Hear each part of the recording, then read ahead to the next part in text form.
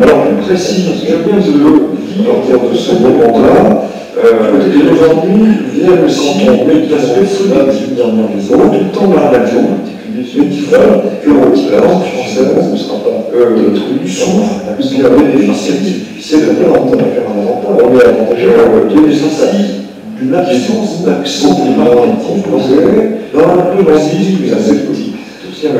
En fait, on a des avantages, mais souvent pas forcément un, parce que l'accent, on se souvient, c'est pas si c'est sur le son Mitterrand, Joseph Dussas, ça ne va pas enlever, ça serait impossible. Il y aurait un accent sur l'autre, et si un moment est passé, tout, le monde, son chien, sont des tons d'accent, c'est Mitterrand, il reste énormément en soi, le rang Mitterrand, et les élèves, le temps que j'étais à Mulhouse, beaucoup, j'étais en peu, mais réfléchi l'allemand, et qui sera les langues, mais aussi, en parcours en latin, de mieux réfléchir cela, mais la règle, et là, cet accent on traduit tantôt la dernière, tantôt la dernière, on rajoute un langue, fait que chez nous, c'est un handicap, ou une qualité, une façon de rendre handicap, parce que l'enfant est obligé de pas dire ce que c'est pas, c'est un des avantages économiques, et pour nous, c'est une suppression, ce sont des avantages, et parfois des silences, davantage de la puissance clarification disparaît, et ça, le dire aussi, il faut avoir quelque chose d'insistant, toujours c'est voir la raccourci, on agit, on sait jamais, on hésite, et si on ne le fait pas, on s'allume, oui, et on de temps en temps que le code ne sera pas autour. Alors, on s'enlève, et on va se rester la Saint-Martin, l'anglais, ça a trop d'avantages en langue, et donc là, on a une difficulté. Mais en même temps, en termes de motivation, si la Bible expliquée, mais aussi en termes de composition, en anglais, associé au mot, c'est-à-dire le fait de savoir comprendre. Donc, si vous voulez, quand le restaurant, le fast-food, c'est différent. Évidemment, le peuple vient qui parle. Et l'anglais n'hésite pas. C'est une langue autre, comme l'autre, c'est pour lui, c'était tout à fait facile de faire ça. Alors, ça, c'est facile aussi de faire d'un bon rappel. Mais ça montre quand même qu'on a arrosé à la fois un avantage, un bouchage, et bien sûr, c'était trouver des formules. Vous savez, là, c'est vraiment clarté. Et hélas, quand on est parti en Andalusienne au XIe siècle, on a raconté en anglais. La remarque, attention, comme c'est l'histoire, qui l'a même très vite, c'est-à-dire l'utilisation qui le porte, la composition, la préfixation, la suffixation, l'Italie, grande admiration, et aussi la. Donc ça, c'est un peu un avantage. C'est l'anglais, c'est un avantage. C'est qu'il est plus transparent. Je prends faire régler ça en français. Quand c'est le premier corps, j'ai pris ces mots au français, j'avais su sortir du latin langue internationale sur cette posture et dans le le dictionnaire, c'est soit aussi plus simple. Nous avons des omoplates, très anglais, nous faisons des omoplates. En anglais, on a shoulder blade. C'est aussi de l'époque du XVIIIe siècle en voiture, et l'anglais, on n'est pas du tout le chapelet. Je demande d'un petit anglais de comprendre tout de suite. C'est dans le fond, les anglais peuvent identifier quelques mots d'avoir un terme, ça donne au budget. Alors évidemment, ça veut dire merci, et c'est pour ça que ce budget, c'est un mot de voix, qui est donné de ça, qui est changé. Qu'il faut à ça qui, la France, qui est passée en Angleterre, et en Angleterre, la tradition de nous ne lutterons pas bien contre les anglicismes si nous n'avons pas un solide enseignement et le français, vocabulaire français dans nos écoles. Budget. La rotules, c'est pas avec plaisir. Les rotules, j'entraîne de la rotative, de la rotation, et donc il y a toute une famille de mots un peu ici évoqué. Nous avons en colonne vertébrale des langues de commande, ça plus vite, un os de gasto derrière, mais dans le fond, colonne vertébrale, vertébré, invertébré, on a aussi des mots communs. Ensuite, arrive à le XIXe siècle, c'est pour ça que là, alors, ce qui parfois je sens c'est que l'Angleterre a une révolution dans les guillemets, pour cette révolution industrielle, évidemment, c'est un très général, la langue française le dit, elle s'est évidemment dans des mots comme wagon, structure, dans l'ordre, même, on voit bien que même dans le dictionnaire de l'écriture, par exemple, le premier bateau à c'est sont là. Mais on les antenne, et on ne sent aucun danger. Pourtant, il est déjà là.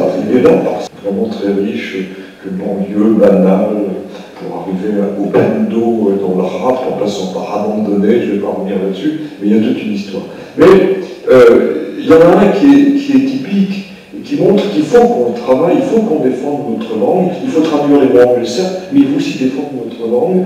Je pense par exemple au mot selfie. Selfie s'est installé très très vite dans notre langue, et lorsque il est entré, j'ai perdu les dates, je vais donc le faire directement, voilà, j'ai voulu voir quand le mot self était entré en français. Alors c'est là qu'on voit qu'au XIXe siècle, on n'est pas embêté par les mots anglais, on n'hésite pas, on les traduit pas, et en 1876, self-government, même pas gouvernement, entre dans le Larousse, le Grand Larousse. Self-défense entre en 1873, self-made man en 1878, self-induction, bon, le hasard n'aurait pas l'expliqué, 1882, self-control, 1883, self-service en 1940, qui parfois aboutit au self. On voit bien donc qu'il faut se dire que les mots anglais ont été plus présents qu'on l'imagine au XIXe siècle parce qu'ils n'étaient pas un danger et ils n'étaient pas en surnombre. Et que quand on trouve dans Larousse la high life, dans les mots oubliés, et que c'était assez courant d'évoquer la high life, bon, ça faisait quelque chose un peu presque, si vous voulez, de connotatif, d'un petit snobisme, mais c'était sans danger.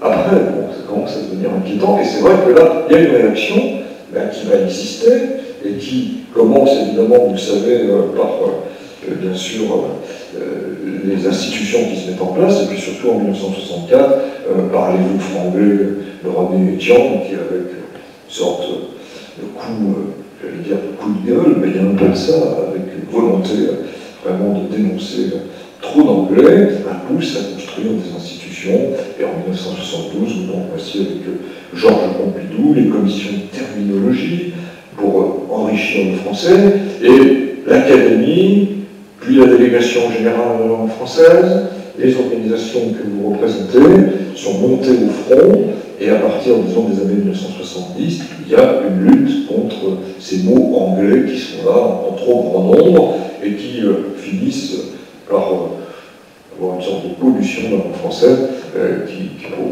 nous est désolante. Alors, selfie est presque un exemple. Selfie, c'est un mot qui est né en 2002 en tant que donc, photographie que l'on fait de soi-même. Nouveau concept, un peu curieux, mais qui a eu un succès énorme. Tout de suite, évidemment, qui monte au créneau? Les Québécois, qui proposent d'abord égo-portrait, un portrait de soi-même, ego, mais on voit bien que là, ça suppose qu'on connaisse bien la langue et que nos élèves sachent que l'ego veut dire soi, mon ego, etc. Donc c'est là un petit peu la difficulté. Et proposer aussi autoportrait, mais évidemment c'est pas suffisant parce qu'il y a autoportrait qu'on peut faire à la peinture et autoportrait numérique. Et on se rend bien compte très vite qu'il faut l'expliquer, il faut monter au fond, ce que font les Québécois, et nous aurons davantage de mal à le mettre en œuvre, parce que nous ne pouvons pas le contracter en un mot, et qu'au portrait, tout de suite, nous donne quelque chose qui relève du grec, en définitive, et alors que de l'autre côté, bon, autoportrait numérique est peut-être un peu long.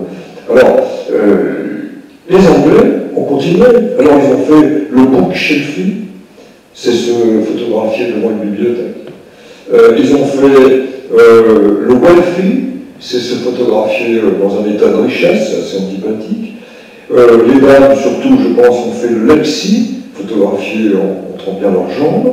On a fait le healthy, pour montrer qu'on est en bonne santé. On a fait le breastfeed, je passe sur breast qui veut dire poitrine. On a fait le hussy, c'est-à-dire, on est tous ensemble, et on fait un hussy, us.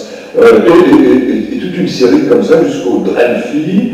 Et donc on se rend bien compte que la langue anglaise ne s'embarrasse pas véritablement d'élégance. Elle construit très vite. Et en définitive, c'est à la fois sa qualité et son défaut. Sa qualité, parce que, bien sûr, le mot se construit sans difficulté, d'une part parce qu'il compose très vite les mots, d'autre part, il y a un autre principe anglais que nous avons beaucoup moins, qui est l'utilisation de l'onomatopée. Le onomatopée, chez les Anglais, le zip va très vite, nous avons la fermeture éclair. Et donc, on voit bien que nos mots sont motivés, ceux des Anglais le sont phonétiquement très vite, et à nous, eh bien, d'essayer de jouer dans ce système. Alors, troisième point, peut-être l'emprunt. Qu'est-ce que l'emprunt, dans le fond? Là aussi, je pense que ça nécessite qu'on ait une réflexion sur les néologismes, les mots nouveaux, comme on dit, il y a ceux concrets. Alors, on croit souvent qu'ils sont latin-grec, ou grec-grec, évidemment, souvent, notamment dans le monde de la médecine.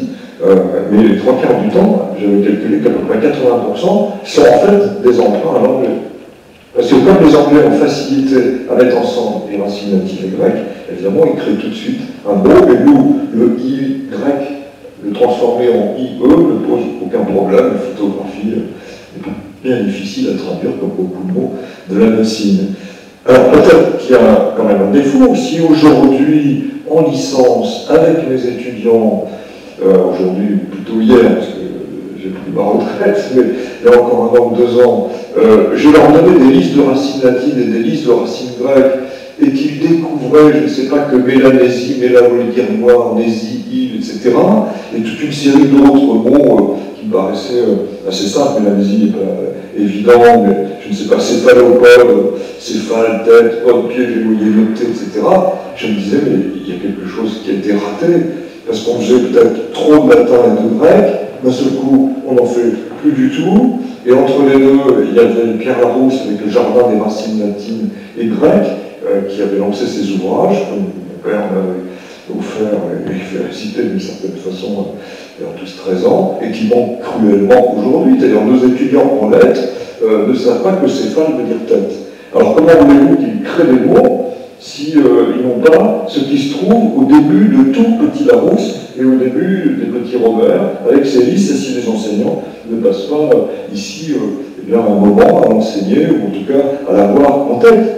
Bon, et donc c'est quand même utile de savoir que graphie veut dire écriture, sténo rapide, sténographie, dactylo, main, doigt, et graphie, donc tout ça, on joue très vite avec les mots. Alors, je dis toujours que ma meilleure réussite pédagogique, c'était dans un cours avec, alors c'était en lycée, mais bon, à la sortie, on avait joué sur les racines latines, les élèves d'ailleurs en plus adorent ça, et se traitaient d'hémicéphales dans le couloir, et donc pour moi ça c'était vraiment un gage de réussite, mais il faut qu'ils aient ces racines pour pouvoir lutter et créer des mots.